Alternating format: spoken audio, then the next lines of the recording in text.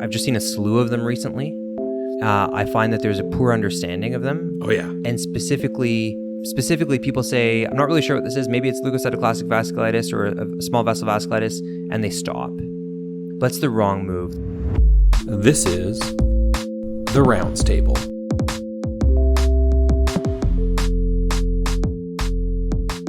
All right, welcome back, listeners. A brand new guest on the show. We're joined by Dr. Karim Ladak. He is a rheumatologist as well as general internist. But Karim, why don't you introduce yourself and tell the listeners a bit about you? So my name is Karim Ladak. I'm originally from Toronto, but I've trained in a variety of places, and I've worked in a variety of places. I met yourself, Mike, while doing internal medicine, and I'm excited to be here. Wicked, yeah, up in Sault Ste. Marie, which the listeners hear me discussing often. Today, we're not going to talk about Sault Ste. Marie. Instead, we're actually going to talk about leukocytoclastic vasculitis, something that I learned in medical school, and the rest has been forgotten. So, Karim, before we get into the weeds, what is leukocytoclastic vasculitis? And when should we be expecting it clinically or thinking about it clinically? Yeah, so it's a mouthful, as you've just discovered. But essentially what it is it is a histopathologic finding. I'm going to say that again. It's a histopathologic finding. People often think it's a diagnosis, and the vast majority of doctors, I would say, probably use it interchangeably with the clinical diagnosis. It's not. It's a histopathologic finding that represents cutaneous vasculitis affecting the small blood vessels. Okay, I like that. So it's not like a dermatologist walk in the room spot diagnosis. It really should be like you did a punch biopsy or you did some sort of a biopsy. Right. Like, Mike, if I say to you, there's an x-ray and there's a right lower lung opacification that's in a lobar distribution, you're going to say to me, that's a pneumonia. Okay, right. But you know from filling out death certificates that that's actually not a diagnosis, right? You want to say it's a bacterial pneumonia, or maybe you'll be more specific and say it's a pneumococcal pneumonia, or maybe it's a fungal pneumonia, maybe it's a zebra. And leukocytoclastic vasculitis is similar. It is a histopathologic finding. Does that make sense? Yeah, totally. And why is that so important that it specifically is a histopathologic finding? Okay, and I'm glad you bring this up. So, not to get too nerdy about rheumatology here, but there is something called the Chapel Hill Consensus Conference that sort of classified vasculitis. And they didn't delve too much into leukocytoclastic vasculitis, so eventually there was a dermatology addendum to it a few years ago. And they helped clarify this issue of why is it so important that we need to differentiate leukocytoclastic vasculitis as a histopathologic diagnosis compared to specific clinical diseases. And the reason is because leukocytoclastic vasculitis can represent skin-limited small vessel vasculitis. It can represent a systemic vasculitis, and it can be related to a bigger disease. So say, for example, ANCA-vasculitis, or it can be related to connective tissue disease like lupus. And that's why it's so important to not just say, oh, leukocytoclastic vasculitis and stop. You really need to get your detective mode on. Gotcha. So it's sort of, harking back to you have a patient with heart failure. Yeah. But why do they have heart failure? Yes. What's the underlying reason why? That's a great analogy. All right. So the stage has certainly been set. So clinically, what are some pearls for at least that because some people might look at the skin and think nothing. When should we be looking closely and entertaining, geez, I wonder if this could be leukocytoclastic vasculitis? Great question. Let's think about the majority of leukocytoclastic vasculitis being usually a benign condition and following a typical pattern, okay? In these individuals, the classic description, the classic finding is going to be palpable purpura or non-blanching petechiae of the lower extremities. So it's in dependent areas because immune complexes like to go where gravity settles them. So usually lower extremities. The other places you'll see these palpable purpura and non-blanching petechiae are going to be in areas of pressure. So classically think of like a sock line. You might see a nice sort of circumferential sock line on somebody's leg. You might see a circumferential line where people keep their belts nice and tight at the waist. Or if you have a bedbound patient in hospital, you'll see it kind of on their back. So palpable purpura and non-blanching petechiae. The difference, of course, being that petechiae are these little pinpoint things that are about 1 to 2 millimeters, and purpura are larger than that, bruises. But again, the difference here being, and I hope you later ask me about differential diagnoses, but the difference here being that they're palpable. You can feel them. Gotcha. Okay. This is like rheumatology meets dermatology. Yeah, it is. Yeah. This is where the two of you go to meet up, I guess. So what is on the differential diagnosis? I know there's a couple medications that can cause it, but how do you approach the differential? Okay, so good question. So I guess if we take this in a step-by-step process for practical approach for your listeners, the first step really is confirm the diagnosis. Rule out other stuff that's non-vasculitis. We'll talk about that. The second step is ensure that it's just skin limited or determine whether there is systemic involvement. And then step 3, is there an associated trigger or underlying condition? So let's start with step 1. The clinical sort of classic description, the classic thing you're going to see is you walk into a patient's clinic room or in hospital and you see these non-blanching petechiae and palpable purpura of the lower extremities. And you're like, I wonder if this is leukocytoclastic vasculitis. And now you need to confirm it. And the way you're going to confirm it is with a biopsy. Your biopsy is going to rule out your differentials and confirm your diagnosis for you. When you're thinking about your differentials, though, you should be considering different things that could be driving bruising of the lower extremities. So trauma is a classic one.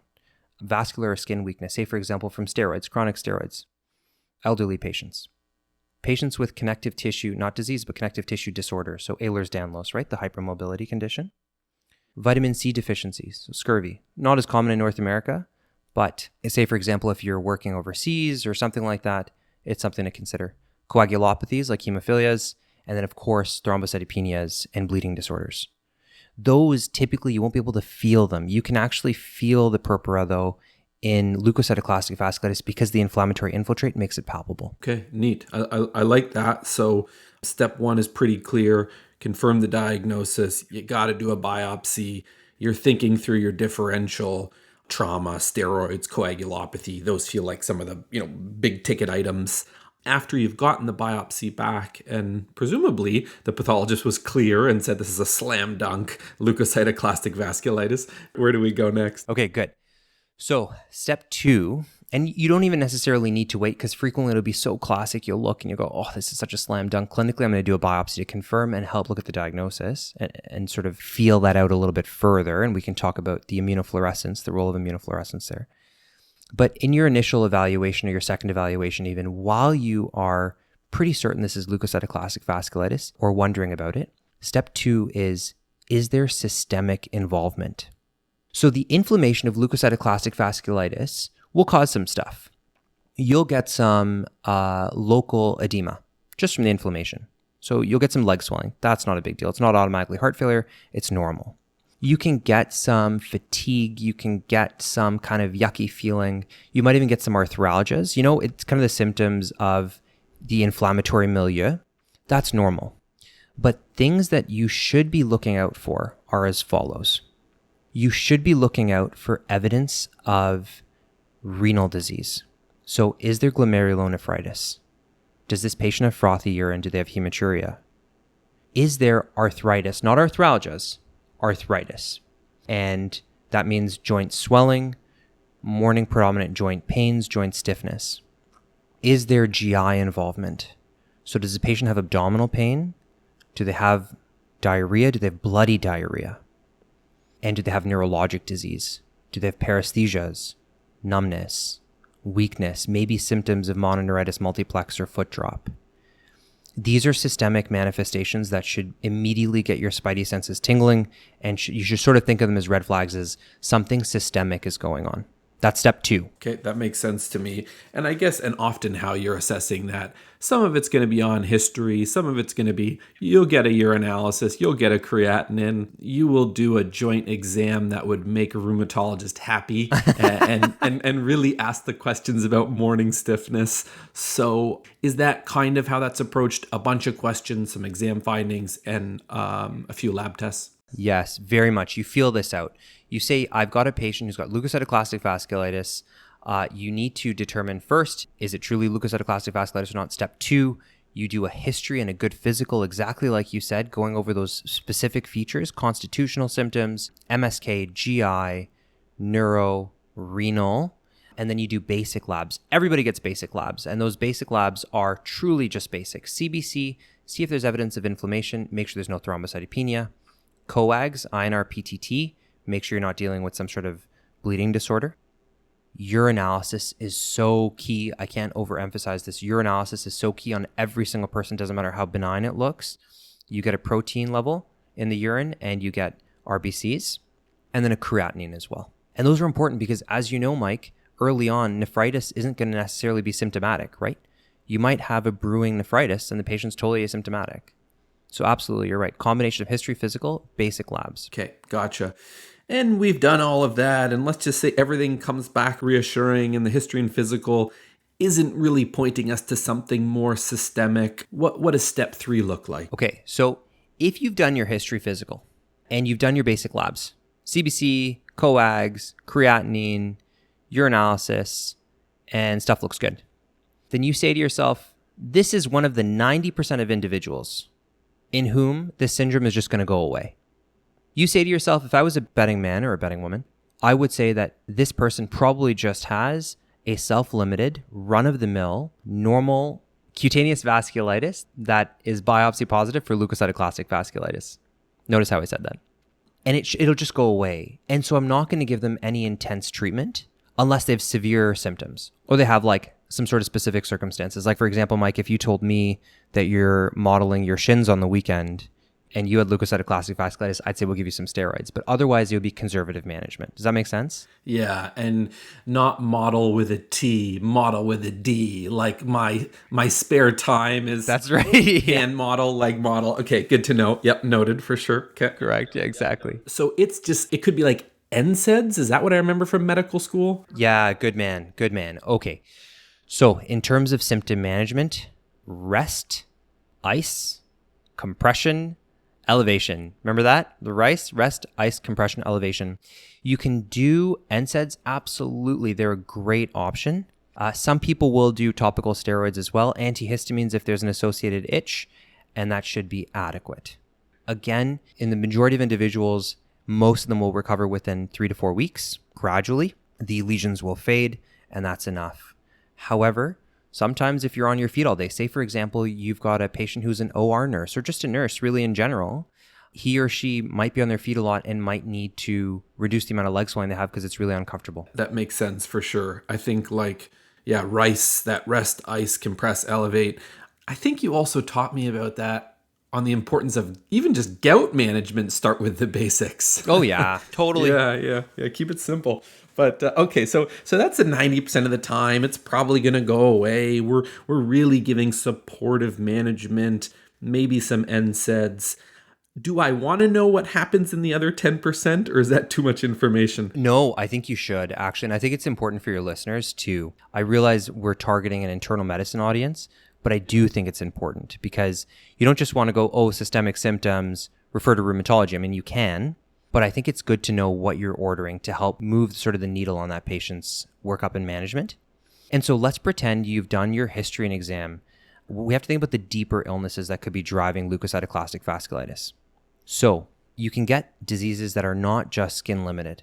And these will include a systemic IgA vasculitis, also known as or formerly known as Henoch-Schönlein purpura, HSP. You can get cryoglobulonemic vasculitis from cryoglobulins. And if you remember, there's 3 types of cryoglobulins, type 1, which is monoclonal, and then type 2 and type 3, which are the mixed kinds. And those largely associated with hepatitis C. You can get paraneoplastic leukocytoclastic vasculitis, albeit rare, but you should absolutely be thinking about this in a patient who you think is at risk. The classic description here being older male patients. I have one in my practice right now who presented like that, by the way, with his malignancy. You should think about drug reactions, classic ones being antibiotics, specifically beta-lactams, but really any drug, truthfully. Also, levimisol, which is used to lace cocaine, is another increasingly common one that we see. And usually if there's a trigger, normally it's preceding the rash by about 7 to 10 days. And you can think about infections as well. And lastly, I would also say connective tissue diseases, so lupus and Sjogren's being the classic ones. Sarcoidosis, exquisitely rare. Rheumatoid arthritis can be associated with it, but exquisitely rare. So once you think about those and you've done your history and exam, you send off specific investigations. And those investigations would be, if appropriate, ANA, ANCAs, cryos, C3, C4, rheumatoid factor, not just in case of rheumatoid arthritis, but also in case of cryo, Hep B, Hep C, and then any imaging you think is appropriate to look for malignancy. And then you can treat. Gotcha. That makes sense. And I'm going to try to summarize what I've learned. But before I summarize what I've learned, why did you want to talk about leukocytoclastic vasculitis in particular, Karim? I gave you dealer's choice. I assumed you'd want to talk about RA or lupus or something. What is it about LV that gets you excited? Yeah, you know what? I think it's a cool diagnosis. So two things, two-pronged. Number one, I've just seen a slew of them recently. I find that there's a poor understanding of them. Oh, yeah. And specifically people say, I'm not really sure what this is. Maybe it's leukocytoclastic vasculitis or a small vessel vasculitis, and they stop. That's the wrong move. The right move is to persist, put on your detective hat, and make sure it's one of the 90% that's going to resolve on its own. And so I think it's important. Yeah, no, you have me sold. Okay, so here we go, Karim. Here's what I learned today. And yes, listener, I went pen and paper and wrote this down. So first up, it is crystal clear to me now that this is a histopathologic finding, which really stresses the importance of a biopsy. And that's important for a couple of reasons, which we will get to. But as you've taught us, sometimes it's just cutaneous vasculitis. Sometimes it represents a systemic vasculitis. Sometimes there might be a related connective tissue disease or other disease. You also taught us that the way that it presents, you should be thinking about it when there's palpable purpura. There can be non-blanching petechia. You had a nice pearl to specifically look at the lower limbs because something deposits and follows gravity, but just look at the lower limbs, that sock line.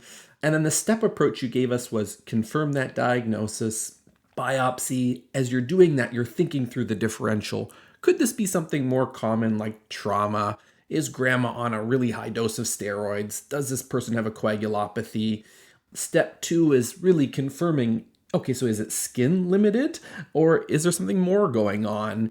And that's when the history is so important. The physical exam is important. And you're sending off some tests, CBC, coags, creatinine, urinalysis. Yes, urinalysis. Yep. Step 3, a really nice pearl. 90% of the time it's going to go away on its own. And it's really about supportive management. RICE, rest, ice, compress, elevate. And then the other 10%, as you said, that's when the detective hat comes on, because some of the secondary causes are, could this be IgA vasculitis? Could it be drug related? Could it be a cryoglobulinemia? Could it be related to connective tissue disease or perhaps an infection? Did I kind of get that right? Oh yeah, you nailed it. Beautiful, Mike. Beautiful. All right, there you go. Future rheumatologist in another life. You basically are. You may as well challenge the exam. There you go. You hear that, Royal College? I'm writing another one. No, that's right. Yeah. And then Karim, I also wanted to have you on the show to talk about your podcast. It's an awesome podcast, Rheumatology for the Royal College. Oh, thanks, man. I appreciate it. Thank you. It's hosted on Medicine Pods, which is great. Yeah, I appreciate that. Thank you. Oh, no. We love to have the show there. But what have I missed? What didn't I cover? What are some final points? Yeah, I think you nailed it. I think, how much time do we have left realistically? Yeah, 5 minutes. 5 minutes. Can we run a case together? Yeah, sure. Uh-oh. Okay, I have to do this. Just the way my brain thinks. So let's pretend a 35-year-old male presents to your clinic or is referred to you in the ER by the ER doctor for query heart failure. They've got lower extremity swelling. You get to the room and yeah, they have lower extremity swelling. Their JVP looks completely fine. They have no dyspnea, no other features of heart failure on examination. Cardiac exam sounds totally normal. But what you notice is that they've got non-blanching petechiae and palpable, it's raised purpura of the lower extremities. So you run through your history to rule out other stuff. No hypermobility to suggest Ehlers-Danlos. They're not on steroids. They have no sort of trauma. You run through your stuff. Obviously, they don't have scurvy. They have a normal diet. And you say to yourself, I'm really suspicious for leukocytoclastic vasculitis. That's step 1. You're going to do your biopsy. So you ask the nurse to grab you the stuff. You need to get your punch biopsy, which is adequate in the majority of people. Mike, I forgot to say this earlier. I'm going to say it now. The timing of your biopsy is extremely important. When you, me, and your listeners today are doing a biopsy, we don't want to get a lesion that's too fresh because we won't have had time for all the findings to develop and it'll come off non-specific. But if we wait more than 48 hours, it starts to lose the characteristic leukocytoclastic findings and oftentimes becomes more lymphocytic, totally different type of white cell. And you can miss your diagnosis. So what you want to get is a nice red, bright looking lesion it's only 1 to 2 days old. It's not starting to fade yet. You're going to send it for immunofluorescence and H&E. That's step one. Then you're going to run through and see if there's any systemic involvement. Let's pretend in this individual there isn't. And nonetheless, you're going to ask anyway, step 3, about some systemic questions to rule out things like ANCA, to rule out hepatitis C, to rule out cocaine, yada, yada, and there's nothing there. Then your treatment, like you said, Mike, is rice. Now, so the patient asks you, Mike, how long will it take for this to recover? And you're going to say? Probably 4 weeks, maybe a little bit longer. Beautiful. Beautiful. Good man. Exactly. Why don't you come to my clinic in 4 weeks? We're going to reassess. They come back in 4 weeks. Let's pretend they have persistence. 2 things should come to mind. Number 1, I need to start thinking about giving some sort of treatment to maybe help this thing back off because it's persistent. It's not going away on its own. And the second thing you should wonder about is if there is a trigger you missed on history and examination. Because when the immune system misbehaves, and it persistently misbehaves with leukocytoclastic vasculitis, you have to wonder about something else. So your treatment, I should have said this earlier, I apologize. Your treatment is first line, easy peasy, corticosteroids, prednisone 0.5 to 1 milligram per kg per day, and you can taper it slowly over a few weeks. If you want steroid sparing agents, 1 or 2 that your general internal medicine audience would be comfortable with are colchicine 0.6 to 1.2 milligrams total daily dosing, or even Plaquenil. But the data for treatment, by the way, is really bad. We don't really have great trials in leukocytoclastic vasculitis. It really is just expert opinion and anecdotal evidence. We don't have guidelines, nothing like that. Does that make sense? Yeah, it makes sense for sure. Is that helpful? Definitely. Yeah. I was, when you started the case, heart failure, emergency department, I was going to shout out SGLT2 inhibitors, but I didn't fall into that trap, Karim. I did not fall into that trap. And I'm impressed. I'm impressed, Mike. But I was tempted. But anyway, Karim, this has been a ton of fun. I've learned something new. Surely the listeners have learned something new as well. Really appreciate your time. Thank you, man. All right. Take care. Take care. The Rounds Table is hosted online at medicinepods.com, your one-stop source for comprehensive internal medicine education and evidence-based medicine resources. We can also be found on all of your favorite streaming services. You can also follow us on Instagram, LinkedIn, and X. And special thanks to our audio editor, Tamara Van Bakel.